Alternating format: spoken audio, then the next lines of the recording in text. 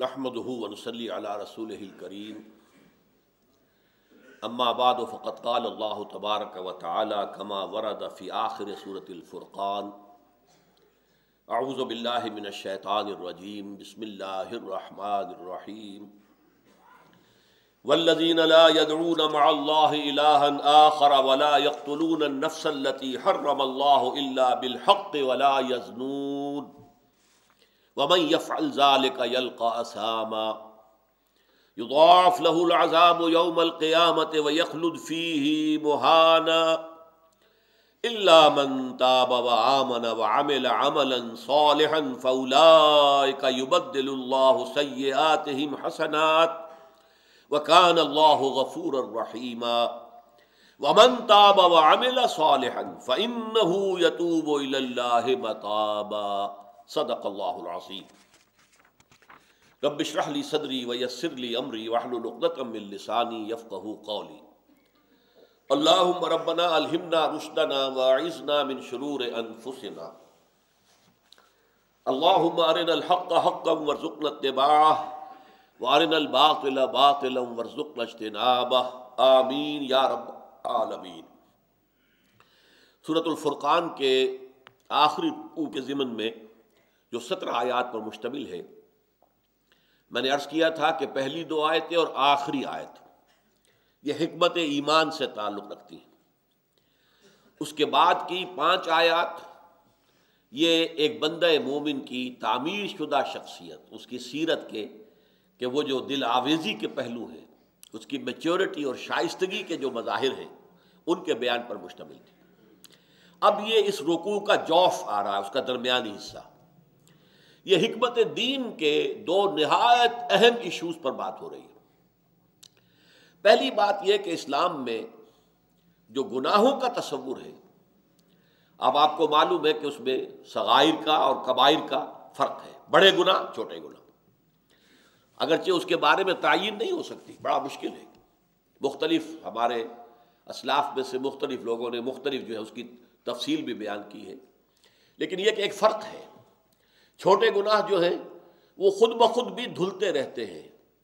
آدمی جب کوئی نیک کام کرتا ہے، ان الحسنات یذہبن السیئات، تو چھوٹے گناہ جو ہیں وہ خود بخود ان نیکیوں کی وجہ سے زائل ہو جاتے ہیں، ان کے اثرات دھل جاتے ہیں۔ میں اس وقت اس تعریف میں نہیں جاؤں گا کہ چھوٹے گناہ سے مراد کیا ہے اور بڑے گناہ سے مراد کیا ہے، لیکن جو کبائر کہلاتے ہیں وہ کبائر وہ ہے کہ بغیر توبہ کے ان سے معافی نہیں مل سکتی۔ یہ کبائر کی تعریف ہے۔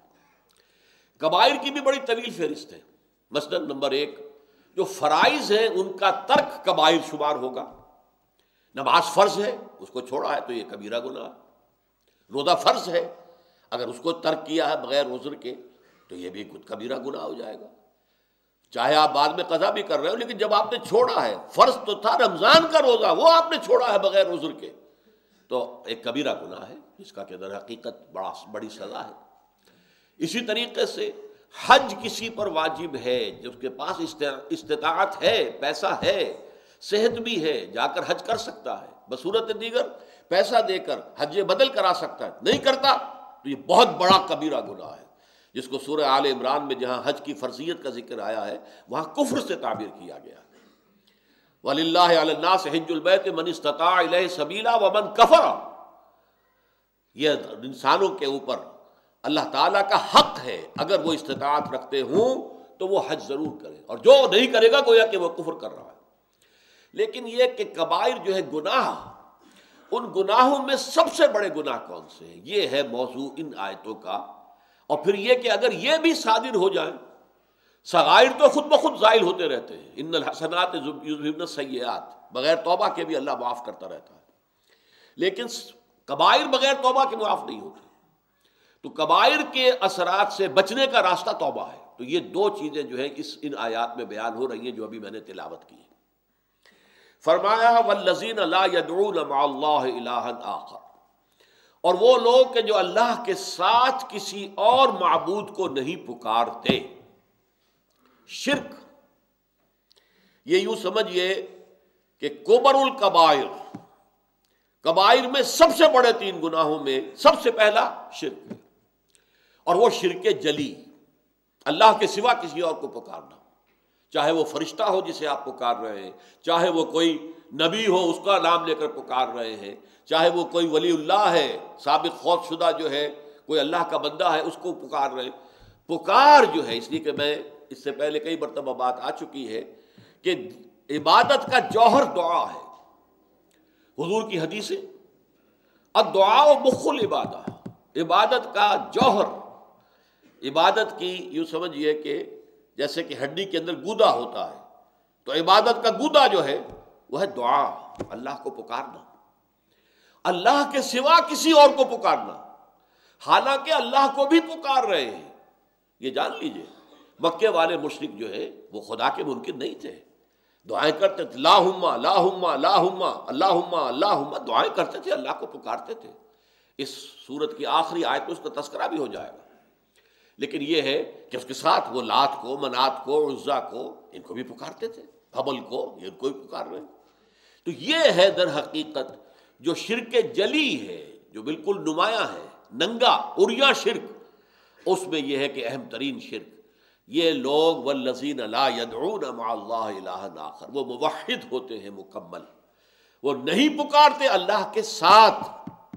یہی بات سورہ جن میں آئی ہے، ان المساجد للہ فلا تدعوا مع اللہ احدا۔ یہ ساری مسجدیں جو ہے، اور مسجد سے مراد دو لیے گئے ہیں، ایک تو مسجد جہاں سجدہ کیا جاتا ہے، ایک مسجد ہمارے وہ اعضاء ہیں جن پر کہ ہم سجدہ کرتے ہیں، پیشانی ٹکائی ہے ہم نے زمین پر، ناک لگائی ہے زمین سے، اپنے ہاتھ رکھے ہیں زمین پر، اپنے پیر رکھے ہیں زمین پر، گھٹنے ٹکائے ہیں زمین پر، یہ ہمارے اعضاء جو ہے یہ بھی مساجد ہیں، یہ سجدے کی جگہیں ہیں کہ جب یہ زمین سے ٹچ ہوتی ہے تو سجدہ ہوتا ہے۔ ان المساجد للہ، تو مسجدیں جو ہیں اللہ کی عبادت کے لیے جو گھر بنائے گئے وہ بھی اللہ کے لیے ہیں، اللہ کے ہیں، اور یہ اللہ نے جو اعضاء تمہیں دیے جن سے تم سجدہ کرتے ہو یہ بھی اللہ کے عطا کرتا ہے۔ ان المساجد للہ فلا تدعوا مع اللہ احدا، تو دیکھو اللہ کو پکارنے کے ساتھ کسی اور کو نہ پکار بیٹھنا۔ یہ دعا لغیر اللہ کسی شکل میں، جو ہم سورہ فاتحہ میں پڑھ چکے ہیں، ایاک نعبد و ایاک نستعین، جو مرکزی آیت ہے سورہ مبارکہ کی، سورہ فاتحہ کی 3 آیتیں پہلے ہیں، الحمدللہ رب العالمین الرحمن الرحیم مالک یوم الدین، یہ اللہ کی حمد و ثنا کی آیتیں ہیں۔ ایاک نعبد و ایاک نستعین، یہ قول و قرار ہے، یہ میثاق ہے، یہ معاہدہ ہے، ان العہد کان مسئولا، اس کے بارے میں پوری باز پرس ہوگی۔ اے اللہ ہم صرف تیری ہی بندگی کرتے ہیں اور کریں گے، اور اے اللہ ہم صرف تجھ ہی سے مدد چاہتے ہیں اور چاہیں گے۔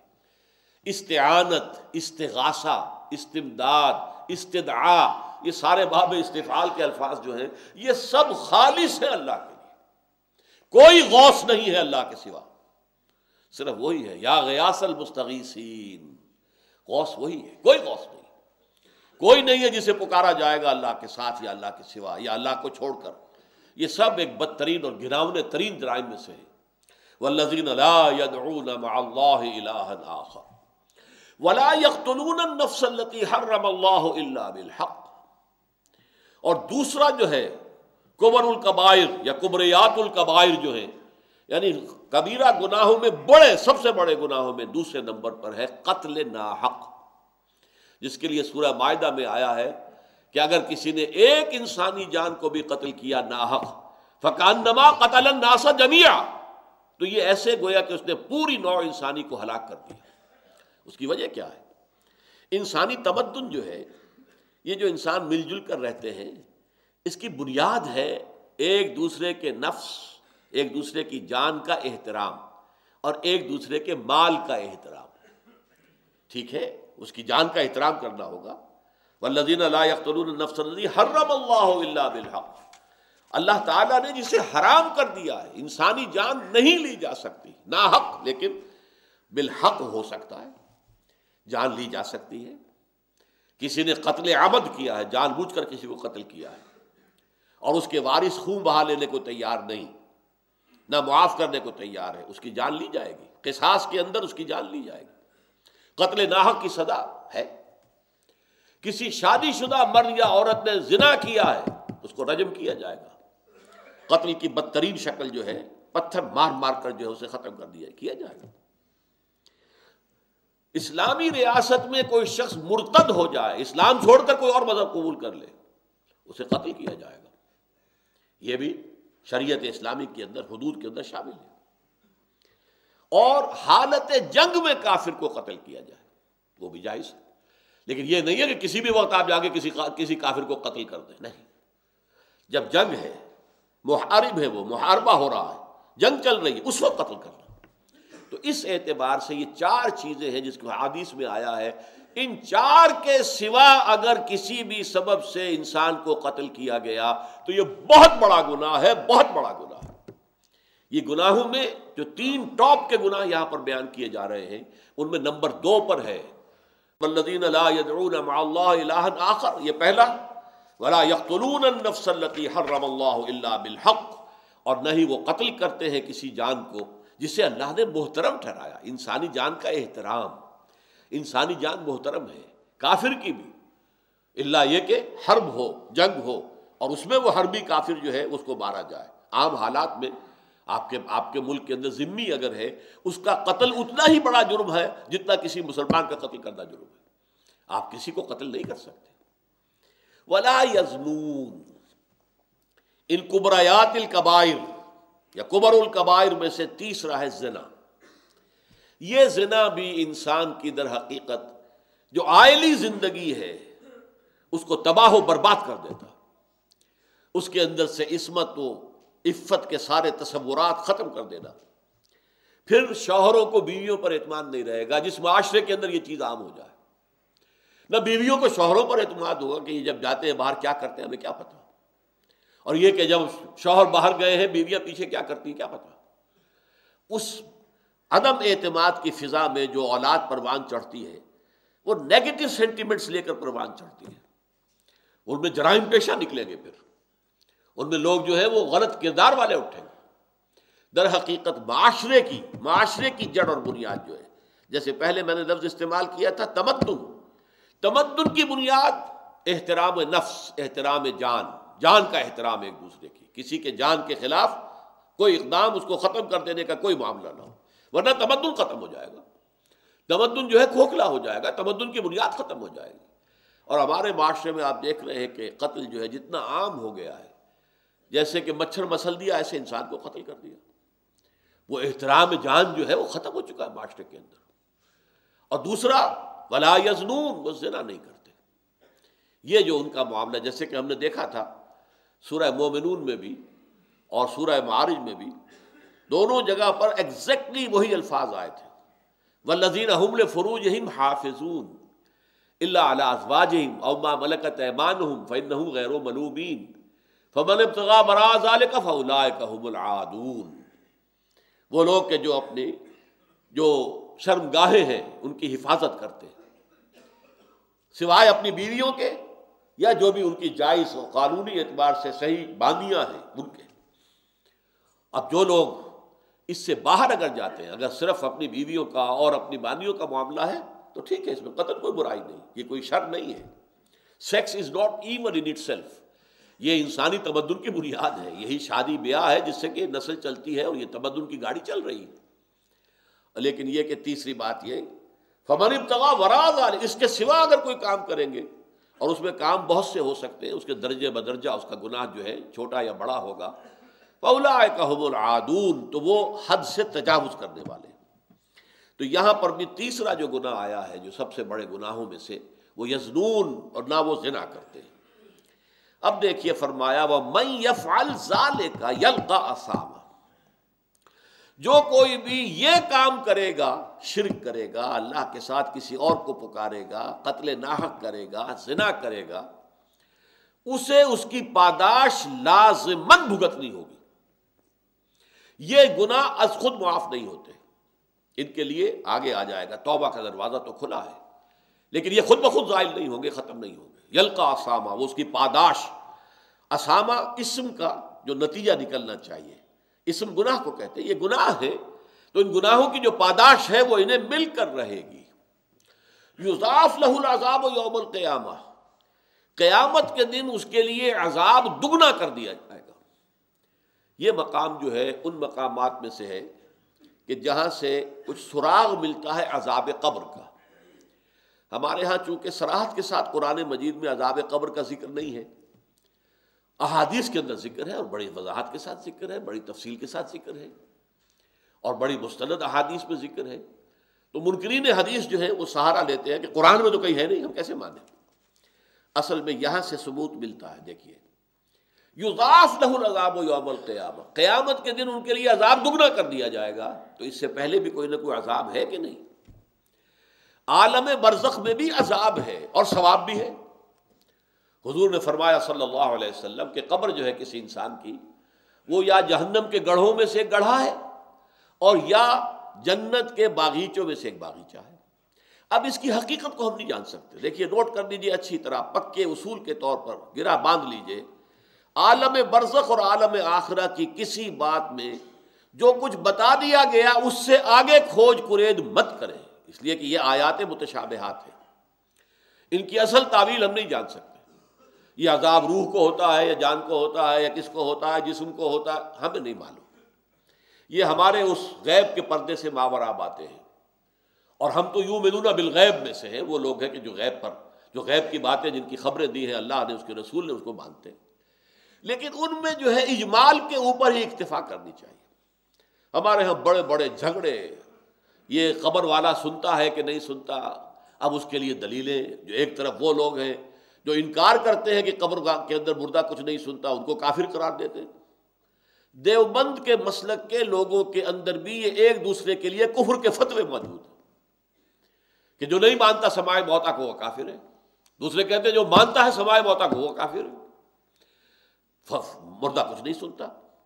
اب احادیث میں آتا ہے، احادیث میں تو یہ آتا ہے کہ جب دفن کر کے جاتے ہیں لوگ مردے کو، تو وہ مردہ ان کے قدموں کی چاپ سنتا ہے کہ وہ جا رہے ہیں واپس۔ اسی طریقے سے بہت سی احادیث موجود ہیں۔ حضور کا تو خاص کشف کہ آپ نے دیکھا کہ مردوں کو اس وقت عذاب ہو رہا ہے، یا کہ مردوں کا معاملہ یہ ہو رہا ہے۔ تو یہ ساری چیزیں ہیں، لیکن اس میں جو حل ہے وہ یہ ہے، جو چیز اجمالاً بتا دی گئی ہمیں، چاہے وہ عالم برزخ کی ہو، عالم برزخ بھی ہماری نگاہوں سے پوشیدہ ہے، ہمارے حواس خمسہ سے باہر ہے، اور عالم آخرہ بھی ہمارے حواس خمسہ کی جو بھی رسائی ہے اس سے ماورا ہے۔ اس میں بس جو بات آ جائے وہ مانیے، اس کی تفصیل میں ہرگز نہ جائے۔ تو معلوم ہوا کہ جب حضور نے فرمایا کہ جنت جو ہے، جو قبر جو ہے، وہ یا تو جنت کے باغیچوں میں سے ایک باغیچہ ہے یا دوزخ کے گڑھوں میں سے گڑھا ہے۔ کہیں ایسے بھی کہہ دیا گیا کہ قبر میں جب مردہ جو ہے داخل ہو جاتا ہے تو یا تو ایک کھڑکی کھول دی جاتی ہے جنت کی طرف، جس سے جنت کی ہوائیں اور خوشبوئیں اسے آتی رہتی ہیں، روح و ریحان، اس سے وہ فائدہ مند ہو رہا ہے ابھی سے۔ ابھی حساب کتاب تو ہوگا، یوم القیامت کو ہوگا جب اٹھائے جائیں گے۔ اور یا پھر جہنم کی ایک کھڑکی کھول دی جاتی ہے، اس سے وہ لپٹ، اس سے گرمی، یہ وہاں سے جھونکے آتے ہیں۔ تو ہم صرف اتنا ہی مانیں گے۔ اب یہ روح کو ہے یا جسم کو ہے، یا عالم برزخ میں قبر پر ہے، یا کہیں اور کہیں عالم ارواح کے اندر، واللہ عالم۔ یہ ساری باتیں تو تبھی کھلیں گی جب ہم وہاں جائیں گے، تب حقیقت منکشف ہوگی۔ اس سے پہلے یؤمنون بالغیب ھدی للمتقین الذین یؤمنون بالغیب ویقیمون الصلاۃ ومما رزقناہم ینفقون۔ قرآن مجید کی ہدایت سے استفادے کی شرائط میں سے یہ ہے کہ آپ غیب پر بس ایمان لائیں جو بتا دیا گیا۔ تو فرمایا یضاعف لہ العذاب یوم القیامہ، قیامت کے دن اس کے لیے عذاب دگنا کر دیا جائے۔ یعنی جب قیامت میں حساب کتاب ہو جائے تب اصل جہنم میں داخلہ ہوگا نا۔ ابھی تو ایک ہی کھڑکی کھلی تھی نا، وہاں سے وہ گرم ہوا کی لپٹیں آ رہی تھی، وہ سب کچھ تھا، لیکن اب جہنم میں داخلہ ہوگا۔ پہلے ایک کھڑکی ہی تھی کہ جنت سے اس کی خوشبوئیں اور اس کی ٹھنڈی ہوائیں آ رہی تھی، اب جنت میں داخلہ ہوگا۔ تو یضاعف لہ العذاب یوم القیامت ویخلد فیہ، یخلد، خلود، اس کا ہمیشہ ہمیش رہنا ہوگا اس کے اندر، مہانا، مہین ہو کر، ذلیل ہو کر، رسوا ہو کر۔ یہ اہانت جسے لفظ بنا، اہانت، تو اسی سے یہ ہے مہانا، اس کی اہانت۔ یہ جو سب سے بڑی شے ہے وہ آخرت کی جو رسوائی ہے۔ اللہم اجرنا من خزی الدنیا والآخرہ، اے اللہ ہمیں دنیا کی رسوائی سے بھی بچا اور آخرت کی رسوائی سے بھی بچا۔ لیکن اب یہ دروازہ کھولا جا رہا ہے، اس لیے کہ مذہب کی دنیا میں، اب آپ کو معلوم ہے آج دنیا میں سب سے بڑی تعداد عیسائیوں کی ہے، 2.25 ارب، کل 6 ارب آبادی ہے انسانوں کی دنیا میں۔ اس میں سے 2.25 ارب سے بھی کچھ زائد ہے عیسائی۔ نمبر 2 پر مسلمان آتے ہیں، یہ 1.25 اور 1.5 ارب کے مابین ہے۔ باقی یہودی تو 1.25 کروڑ یا 1.5 کروڑ ہے صرف، لیکن یہ کہ ہندو مت کے پیروکار وہ آپ کو معلوم ہے کتنے ہیں۔ چین میں بدھ مت کے، اور یہ سارا انڈو چائنا کے اندر بدھ مت کے، وہ بھی بہت ہیں۔ لیکن عیسائیوں کی جو سب سے بڑی غلطی لگی ہے وہ کیا ہے؟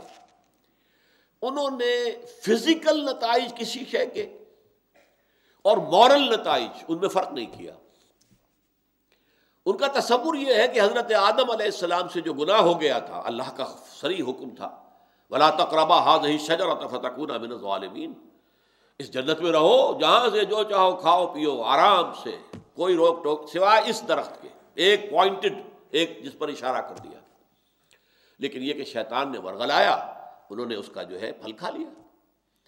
اب یہ کہ یہ اوریجنل سن اس کو کہتے ہیں، دی اوریجنل سن، وہ ہمارے جد امجد تھے، ان سے گناہ ہوا، اور وہ گناہ جو ہے پورے نسل آدم میں چلا آ رہا ہے۔ ہر بچہ جو پیدا ہوتا ہے وہ پیدائشی طور پر گناہ گار ہے، اپنے جد امجد کے گناہ کا وراثت میں لے کر آ رہا ہے دنیا میں۔ اب یہ ہے وہ ان کی غلطی، ہمالیہ ایسی غلطی جس پر پھر انہوں نے سارے اپنے جو ہے تصورات جو ہے، اب اس اوریجنل سن، اس سے بچنے کی شکل کیا ہے؟ بس عیسیٰ پر ایمان لے آؤ، گناہ معاف ہو جائے گا، یہ سارا کفارہ ہو جائے گا تمہارے سارے گناہوں کا، اوریجنل سن سے بھی پاک، اور سارے گناہ جو دنیا میں کرو وہ بھی پاک۔ یہ ساری چیزیں جو ہے وہ بنائے فاسد علی الفاسد، ایک فاسد عقیدے کے اوپر فاسد جو ہے اوپر بنیاد تعبیر کر دی گئی۔ قرآن مجید نے جو ہمارے لیے راستہ کھولا ہے، توبہ، بڑے سے بڑا گناہ ہو، شرک ہو، 2 مرتبہ سورہ نساء میں فرمایا ان اللہ لا یغفر ان یشرک بہ ویغفر ما دون ذلک لمن یشاء، اللہ اسے ہرگز معاف نہیں کرے گا کہ اس کے ساتھ شرک کیا جائے، ہاں اس سے کم تر گناہ جس کو چاہے گا بخش دے گا، لیکن وہ بھی توبہ کر لو فارغ، آج ترک کر دو فارغ، کوئی اس کے اثرات نہیں ہے۔ زہر کھاؤ گے مرو گے، لامحالہ مرو گے، یہ اس کا فزیکل اثر ہے، اور اب وہ جو ہے آپ اس کا ازالہ نہیں کر سکتے، وہ تو کھا لیا، کھایا گیا۔ گناہ کے بعد یہ نہیں ہے کہ اس کے مورل جو اثرات ہیں بد ہیں، ان سے بچنے کی کوئی شکل نہ ہو، یہ انتہائی مایوسی پیدا کرنے والی شے ہے۔ لہذا فرمایا الا من تاب، سوائے اس کے جو توبہ کرے۔ تابا یتوب توبن، آبا یعوب اوبن، یہ بڑے قریب کے الفاظ ہیں۔ آبا یعوب اوبن سے اواب بنا، اوابین، اللہ کی طرف رجوع کرنے والے، بہت رجوع کرنے والے، بہت رجوع کرنے والے۔ اللہم ربنا اجعلنا منہم، اسی طرح توابین، بہت توبہ کرنے والے، بہت توبہ کرنے والے، بہت توبہ کرنے والے۔ اس لیے فرمایا کہ کل بنی آدم خطاؤن، یہ حضور کی حدیث ہے بہت اہم، تمام بنی آدم خطا کار ہیں۔ خطا تو در حقیقت مبالغے کا صیغہ ہے۔ کلو بنی آدم خطاؤن، ہر انسان جو ہے آدم کی اولاد کا بہت خطا کار ہے۔ وخیر الخطائین التوابون، ان خطاؤن کے اندر بہترین لوگ ہوئے جو توبہ کرتے ہیں۔ اور یہاں تک فرمایا گیا کہ آپ نے ایک گناہ سے توبہ کی، پھر کہیں حالات ایسے ہو گئے کہ آپ اپنے نفس پر قابو نہ رکھ سکے، پھر گناہ صادر ہو گیا، پھر توبہ کرو، کرتے رہو کرتے رہو۔ بہت پیارے جو اشعار ہیں یہ سربت کے ہیں، باز آ ہر چے ہستی باز آ، گر کافر و گبر و بت پرستی باز آ، این درگہ ماں درگہ نومیدی نیست، 100 بار اگر توبہ شکستی باز آ، آؤ لوٹو پلٹو، اور یہ کہ تم نے 100 مرتبہ بھی توبہ پہلے توڑی ہو تب پھر توبہ کرو، پھر باز آ جاؤ۔ ایک حدیث میں آتا ہے کہ ایک انسان خطا کرتا ہے، غلطی کرتا ہے، توبہ کرتا ہے، پھر توڑ بیٹھتا ہے، پھر غلطی کرتا ہے، خطا کرتا ہے، پھر توبہ کرتا ہے، جب تک وہ توبہ کرتا رہے گا اللہ کی رحمت کا دامن اس کے ہاتھ میں رہے گا۔ بلکہ ایک جگہ تو آتا ہے کہ ایک مرحلہ آتا ہے کہ پھر شیطان تھک جاتا ہے، چھوڑ دیتا ہے اسے کہ یہ تو توبہ کر ہی لے گا، تو فائدہ کیا ہے میں اسے گمراہ کر کے کسی غلط جو ہے کام کے اندر ڈالوں، تو اب یہ وہ بھی تھک جائے گا۔ لیکن یہ ہے کہ اللہ تعالیٰ نے توبہ کا دروازہ بند نہیں کیا، اور اس سے سارا گناہ سائل، التائب من الذنب کمن لا ذنب لہ، کس قدر جامع الفاظ ہے۔ گناہ سے توبہ کرنے والا ایسا ہے جیسے اس نے کبھی گناہ کیا ہی نہیں تھا۔ یہ نہیں ہے یلقا اسامہ جو ہے اب اس کی پاداش تو لگی رہے گی، وہ گناہ کے اثرات تو چلیں گے، نسل بعد نسل چلیں گے، نہیں، اللہ تعالیٰ صاف کر دے گا، واضح کر دے گا، بلکہ آگے آ رہا ہے اللہ تعالیٰ اس کی برائیوں کو بھلائیوں سے بدل دے گا۔ نامہ اعمال میں جو اندراجات تھے کہ اس نے یہ گناہ کیا، یہ گناہ کیا، یہ گناہ توبہ کی ہے، وہ سب صاف ہو جائیں گے، اس کی جگہ پر نیکیوں کا اندراج ہو جائے گا۔ اصل میں ہمارے ہاں بھی اس معاملے کے اندر جو ہے بڑی کوتاہی ہے بعض لوگوں کے ہاں، یہ بات پورے طور سے واضح نہیں ہے کہ کتنی عظیم یہ نعمت ہے جو اسلام نے توبہ کی عطا کی۔ اس کے بارے میں آپ کو ایسی ایسی حدیثیں ملیں گی۔ یہ حدیث جو ہے میں جو آپ کو سنانے چلا ہوں یہ ہے متفق علیہ، بخاری اور مسلم دونوں میں، لیکن بخاری میں مختصر ہے، مسلم میں ذرا مفصل ہے، میں وہ روایت مسلم سنا رہا ہوں۔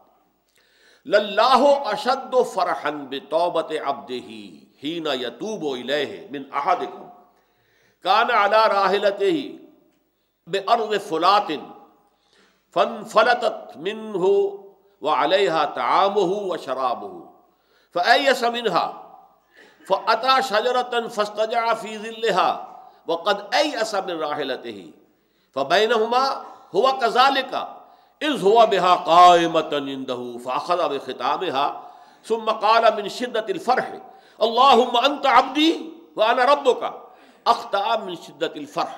یہ صحیح مسلم کی روایت۔ فرماتے ہیں حضور اللہ کو اپنے گناہگار بندے کی توبہ سے جو خوشی ہوتی ہے، جو خوشی ہوتی ہے، جو خوشی ہوتی ہے، وہ اس شخص سے بھی بڑھ کر ہے جس کی اب مثال دے رہے ہیں۔ وہ مثال کیا ہے کہ ایک شخص لقودق صحرا میں سفر کر رہا تھا، ایک اونٹ پر تھا، اونٹ ہی پر اس کا جو ہے جو راشن ہے کوئی کھانے پینے کے لیے وہ بھی سامان ایک طرف کو لٹکا ہوا ہے، اور پانی بھی ہے، پانی بھی لٹکا ہوا ہے، چھاگل ہے، کچھ ہے، پانی بھی اسی پر ہے۔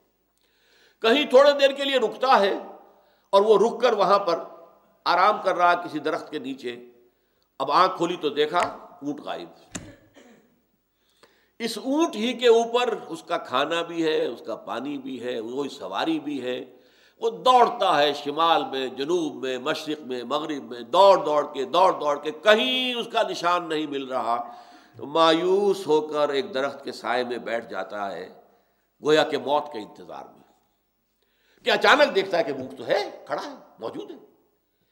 اب جو اس پر جسے کہتے ہیں شادی مرگ، اتنی خوشی طاری ہوئی اس پر، اتنی خوشی طاری ہوئی کہ وہ کہنا تو چاہتا تھا اے اللہ میں تیرا بندہ تو میرا رب، کہہ یہ بیٹھا اے اللہ میں تیرا رب تو میرا بندہ۔ یعنی جو اس طریقے سے اتنا وہ پاگل ہو گیا اس وقت اپنی خوشی کی وجہ سے، فرط مسرت میں، کہ وہ اتنی بڑی غلطی کر بیٹھا کہ اس نے یہ کہا اللہم انت عبدی، تو میرا بندہ ہے، وانا ربک، اور میں تیرا رب۔ یہ خوشی کا تصور کیجئے۔ اس طرح بائبل کی بڑی پرانی سٹوری ہے، دی پروڈیگل سن۔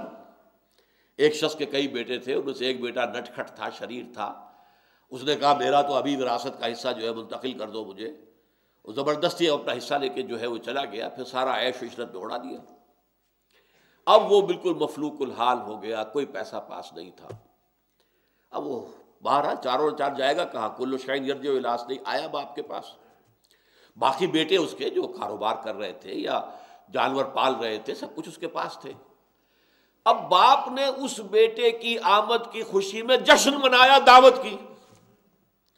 بیٹوں نے شکایت کی ابا جان یہ آپ کا وہ شریر بیٹا جو زبردستی اپنا سارا حصہ لے کے چلا گیا تھا، اور اس کی آپ اتنی آؤ بھگت کر رہے ہیں۔ باپ کا جواب کیا تھا، بیٹو اگر تم کسی گلے کو لے کر جا رہے ہو اور اس میں سے ایک بھیڑ گم ہو جائے تو کیا تم پورے گلے کو چھوڑ کر اس بھیڑ کو تلاش کرنے کے لیے نہیں نکلو گے؟ میرے گلے کی ایک یہ بھولی ہوئی بھٹکی ہوئی بھیڑ تھی جو آج مجھے واپس مل گئی ہے، تو میں تو اس کے اوپر مسرت کا جشن منا رہا ہوں۔ تو یہ ہے انسان غلط راستے سے واپس آئے، مڑ جائے۔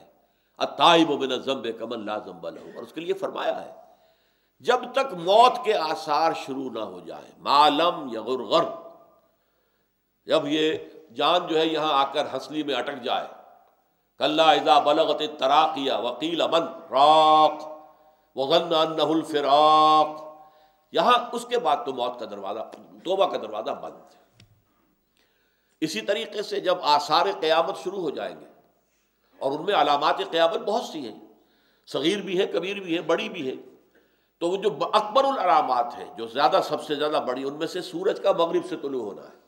جب وہ ہوگا تو توبہ کا دروازہ بند ہو جائے گا، اب اس کے بعد کسی انسان کے توبہ کرنے کی کوئی حیثیت نہیں ہوگی۔ لیکن جب تک موت جو ہے وہ اس طریقے سے قریب نہیں آ گئی ہے، یا قیامت اس درجے قریب نہیں آ گئی، اس وقت تک موت کا دروازہ کھلا ہوا ہے۔ باز آ باز آ، یہ تو جیسا کہ حدیث میں آتا ہے کہ رات کے آخری گھڑیوں میں اللہ تعالیٰ اپنے اس 7ویں آسمان سے نزول جلال فرماتے، پہلے آسمان پہ آ جاتے، اور پھر ندا ہوتی ہے، حل من مستغفر فاغفر لہ، ہے کوئی شخص کہ جو استغفار کر رہا ہو تو میں اسے معاف کر دوں، حل من سائل فاعطیہ، ہے کوئی مانگنے والا کہ میں اسے دوں۔ تو ہم تو مائل بے کرم ہیں، کوئی سائل ہی نہیں، راہ دکھلائیں کسے، رہنو منزل ہی نہیں، الا من تاب۔ لیکن یہاں اب دیکھیے فلسفہ توبہ کا ایک حصہ تو میں نے بیان کیا، اور ظاہر بات ہے کہ اس کے اوپر بہت مفصل گفتگو ہو سکتی ہے، کہ ایک فزیکل ایکٹ ہے، اس کے اثرات اور نتائج ہیں، ایک ہے مورل ایکٹس، گناہ جو ہے مورل ایک اعتبار سے گناہ، اس کے اثرات جو ہے وہ توبہ کے ذریعے سے زائل ہو جاتے ہیں۔ اللہ تعالیٰ معاف فرماتا ہے، یہاں تک کہ ایسے ہو گیا جیسا کہ اس نے کیا ہی نہیں تھا۔ الا من تاب، لیکن اس کے بعد جو لفظ آیا ہے بہت، وآمن، سوائے اس کے جو توبہ کرے اور ایمان لائے۔ اب غور کیجئے یہ کیوں کہا گیا؟ تو در حقیقت معصیت، خاص طور پر گناہ کبیرہ، وہ انسان کو ایمان کے دائرے سے نکال دیتی ہے، یا یوں کہیے کہ اس کے دل سے ایمان نکل جاتا ہے، دل میں ایمان نہیں رہتا۔ اس لیے کہ ظاہر بات ہے، یہ میں سورۃ العصر کے ضمن میں بھی بیان کر چکا ہوں، ایمان بھی ہو گناہ بھی ہو، یہ کیسے ہوگا؟ دو متضاد چیزیں جمع نہیں ہو سکتی، پانی اور آگ جمع نہیں ہو سکتی۔ لہذا اس وقت جب کہ وہ گناہ کا ارتکاب کر رہا ہے، ایمان اس کے دل سے نکل جاتا ہے، لہذا جب توبہ کرتا ہے تو یہ تجدید ایمان ہے، اثر نو وہ اب ایمان لا رہا ہے، تجدید ایمان۔ اسی لیے ہماری جو تنظیم اسلامی کی بنیادی دعوت کے لیے 3 الفاظ میں نے کبھی اختیار کیے تھے، وہ ہمارے ہاں چھپتے بھی ہیں: تجدید ایمان، توبہ، تجدید عہد، اپنے ایمان کو تازہ کرنا اور اللہ کی جناب میں رجوع کرنا، اور تجدید عہد، اللہ سے عہد دوبارہ استوار کرنا ہے، اللہ ایاک نعبد و ایاک نستعین، اثر نو عہد کرتا ہوں کہ تیری ہی بندگی کریں گے اور کرتے رہیں گے، اور تجھی سے مدد چاہتے ہیں اور چاہتے رہیں گے۔ تو توبہ کے بعد ایمان، اس لیے کہ احادیث صاف ہے، کیا کریں؟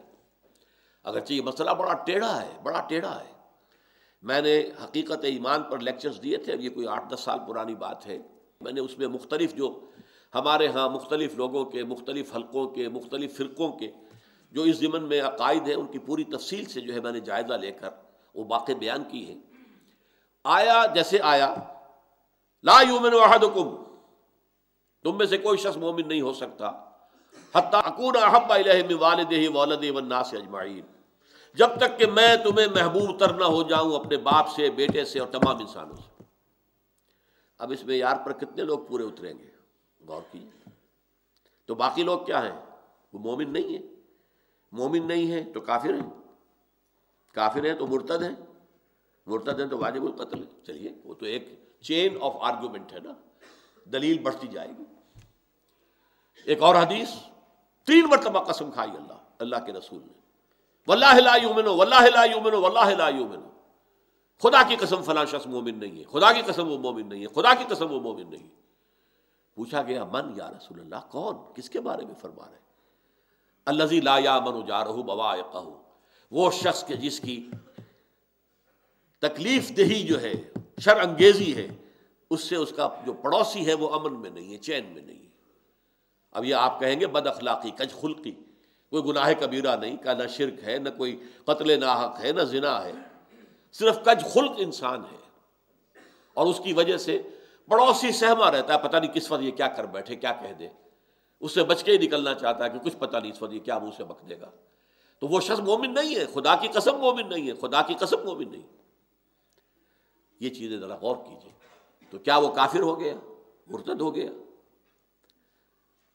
یہ جو سب سے پہلی تفریق ہوئی ہے مسلمانوں میں اور جن کی تکفیر کی گئی بالاجماع، وہ لوگ خوارج ان کی غلطی یہی تھی، ایسی احادیث کی بنیاد پر انہوں نے یہ رائے قائم کر لی کہ جو بھی گناہ کبیرہ کا ارتکاب کرے وہ کافر ہو گیا تو مرتد ہے تو واجب القتل ہے تو اس کی جان بھی حلال، اس کا مال بھی حرام، اس کی بیوی بھی جائز ہے آپ کے لیے کہ آپ اسے لونڈی بنا کر اپنے گھر میں ڈال دیں۔ انا للہ و انا الیہ راجعون۔ اسی موضوع پر پھر امام ابو حنیفہ کی کتاب ہے الفقہ الاکبر، مومن کون ہوتا ہے، مسلم کون ہوتا ہے۔ تو یہ جو ایمان کہا جا رہا ہے نہیں ہے، خدا کی قسم نہیں ہے، یہ اصل میں ایمان کی نفی تو ہے، اسلام کی نفی نہیں ہے، یہ دو چیزیں علیحدہ ہیں۔ قالت الاعراب آمنا قل لم تؤمنوا ولکن قولوا اسلمنا، وہ تو معلوم ہوا کہ دو چیزیں جو ہے علیحدہ ہیں۔ یہ بدو کہہ رہے ہیں ہم ایمان لے آئے، نبی ان سے کہہ دیجیے تم ایمان ہرگز نہیں لائے ہو، یوں کہو کہ ہم اسلام لے آئے، تمہارے اسلام کا دعویٰ قبول، تمہارا دعویٰ ایمان رد۔ تو ایمان اور ہے، اسلام اور ہے۔ اسلام سے نکلنے والا مرتد ہوتا ہے، ایمان کی حقیقت انسان کے دل سے نکل گئی یا وہ دائرہ ایمان سے نکل گیا، یہ میرے الفاظ ہیں، لیکن مسلم وہ رہے گا۔ چاہے ایک شخص نے زنا کیا تھا اور آپ نے اس کو رجم کیا ہے، پتھر مار مار کے مارا ہے، پھر بھی اس کی نماز جنازہ آپ پڑھیں گے، وہ مسلمان ہے، وہ کافر نہیں ہو گیا ہے، مسلمان ہے۔ تو اسلام اور ہے، وہ ایک قانونی حدود ہے جس میں رہنے والا شخص مسلمان ہے، ان قانونی حدود سے نکل جائے گا تو وہ کافر ہوگا، مرتد ہوگا۔ لیکن جو شخص ان قانونی حدود کے اندر ہے تو آیا اس کے دل میں ایمان بھی ہے یا نہیں، یہ بالکل دوسری بات ہے۔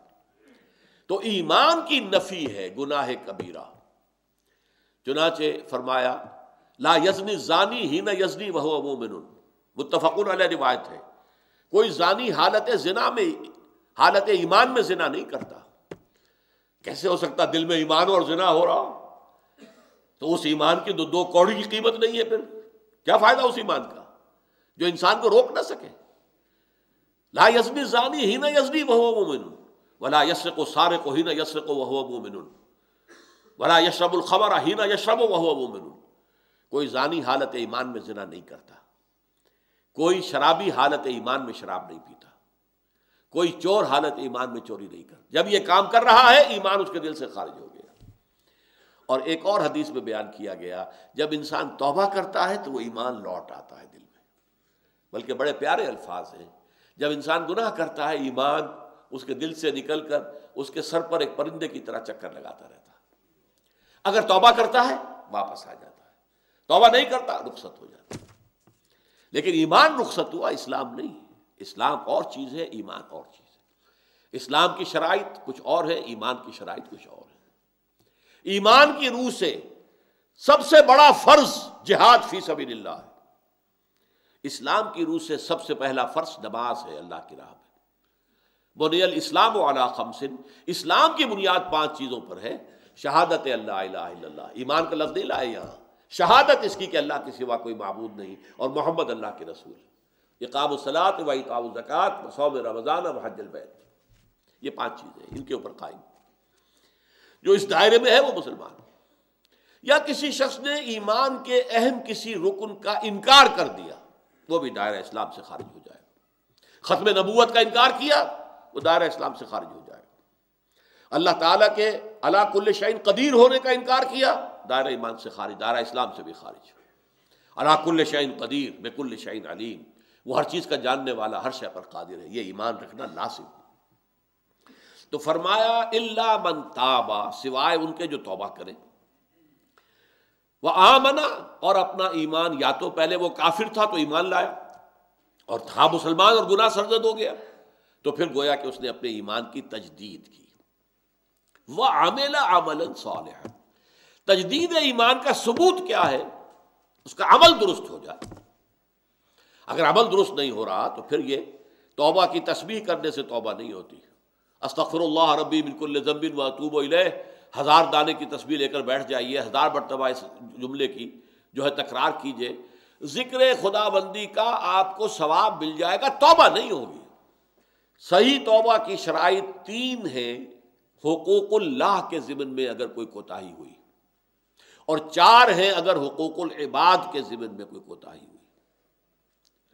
سب سے پہلے یہ کہ گناہ پر واقعی حقیقی پشیمانی دل میں ہو کہ یہ میں کیا کر رہا تھا، یہ پشیمانی کا ہونا لازم۔ نمبر 2 عہد کرنا کہ اب کبھی نہیں کروں گا، چاہے کچھ اس عرصے کے بعد پھر وہ کسی کمزوری یا ایمان کی حالت میں توبہ توڑ بیٹھے، یہ دوسری بات ہے بالکل۔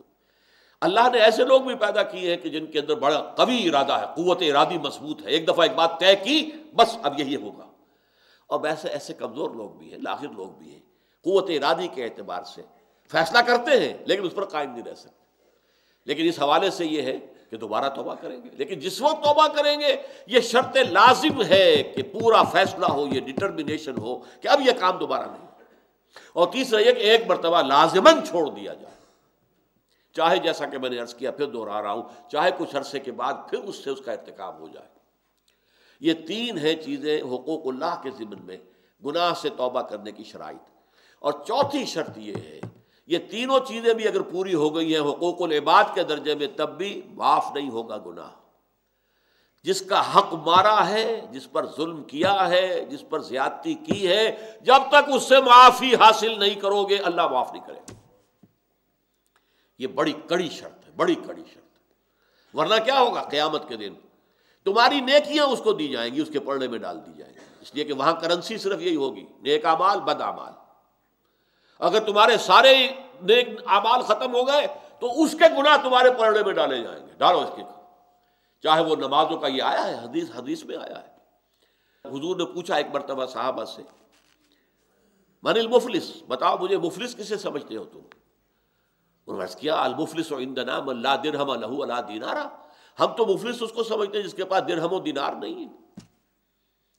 آپ نے فرمایا نہیں، میرے امت کا مفلس وہ شخص ہوگا جو قیامت کے دن حاضر ہوگا کہ بہت نمازوں کے پنڈ بھر کے لایا ہوا ہے، بہت اس نے روزے رکھے ہیں، بہت حج کیے ہیں، سب کچھ کیا ہے، لیکن اکل مال ھذا، فلاں شخص کا مال ہڑپ کر گیا تھا ناجائز طور سے، وشتم ھذا، فلاں کی جو ہے گالی دے دی تھی، کسی کی یہ غیبت کی تھی، یہ سارے مدعی جمع ہو جائیں گے، کسی کو اس کی نمازیں دے دی جائیں گی، اچھا بھائی یہ نمازیں اس کی تم لے جاؤ، کمپنسیشن، تمہاری حق تلفی اس نے کی ہے، یہ کمپنسیشن۔